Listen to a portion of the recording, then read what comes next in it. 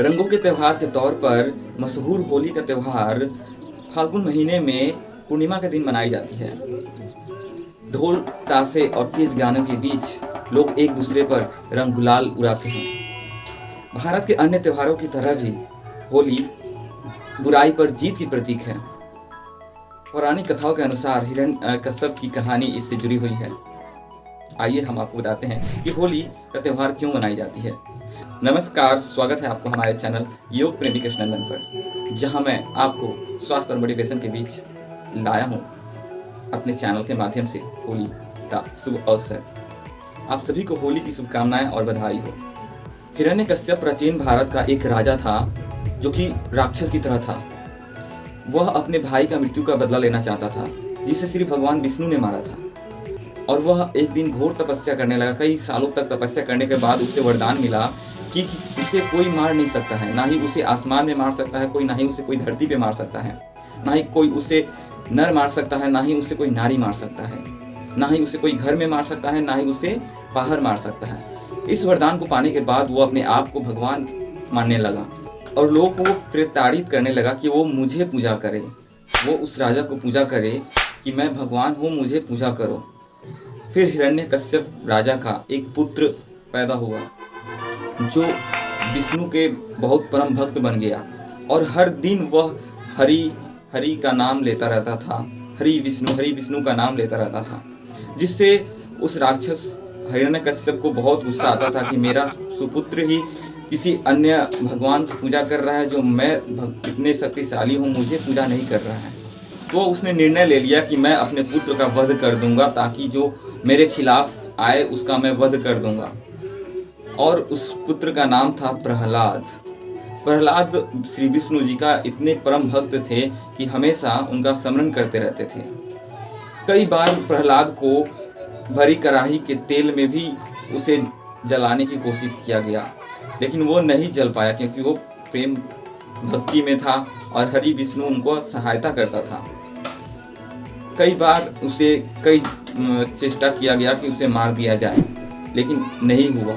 फिर एक बार उसकी बहन होलिका, जिसे वरदान मिला था कि वो अग्नि में नहीं जल सकती है, तो होलिका ने निर्णय लिया कि मैं प्रहलाद को गोद में लेकर बैठूंगी और वो जल के राख हो जाएगा, मैं वापस आ जाऊंगा। लेकिन ऐसा नहीं हुआ। प्रहलाद को जब होलिका अग्नि में लेकर बैठी तो प्रहलाद हमेशा हरि का जाप करता था। वह जाप करते रह गया और यह जल करके राख हो गई। इसलिए होली का त्यौहार हमेशा मनाया जाता है और एक दिन पहले होलिका को दहन किया जाता है। और फिर जब प्रहलाद को कुछ नहीं हुआ तो फिर से एक बार और उसको मारने की चेष्टा किया गया। तो उसके पिता ने उसे बुलाया और एक लोहे की शिला को पूरी तरह से लाल कर दिया गया, गर्म कर दिया गया आग से, और वह उसे जा करके उसे उसमें बांध दिया गया। लेकिन उसमें हरि का वास था तो वो बच गया। वो बोला कि मेरे प्रभु इसमें भी हैं। तो उस शिला को तोड़ दिया जाता है तो उसमें से नहीं निकलते हैं। लेकिन फिर एक बार और एक शिला को तोड़ा जाता है, स्तंभ को तोड़ा जाता है, तो उसमें से श्री हरि विष्णु एक नए अवतार में निकलते हैं। हरि विष्णु जो उस अवतार में बड़ी गुस्से में थे और वह उसे ले जाते हैं और दरवाजे के बीच में बैठ जाते हैं।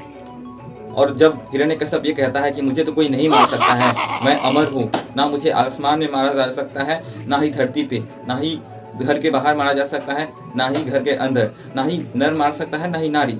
लेकिन विष्णु जी अर्ध शरीर में सिंह का अवतार और अर्ध में मनुष्य का अवतार थे, तो इसलिए उन्होंने दरवाजे पे ही उनको बताया, मैं ना नर हूँ ना नारी हूँ, ना तुम्हें आसमान में मार रहा हूँ ना ही धरती पे, मैं तुम्हें अपने जांघों पर बैठा करके।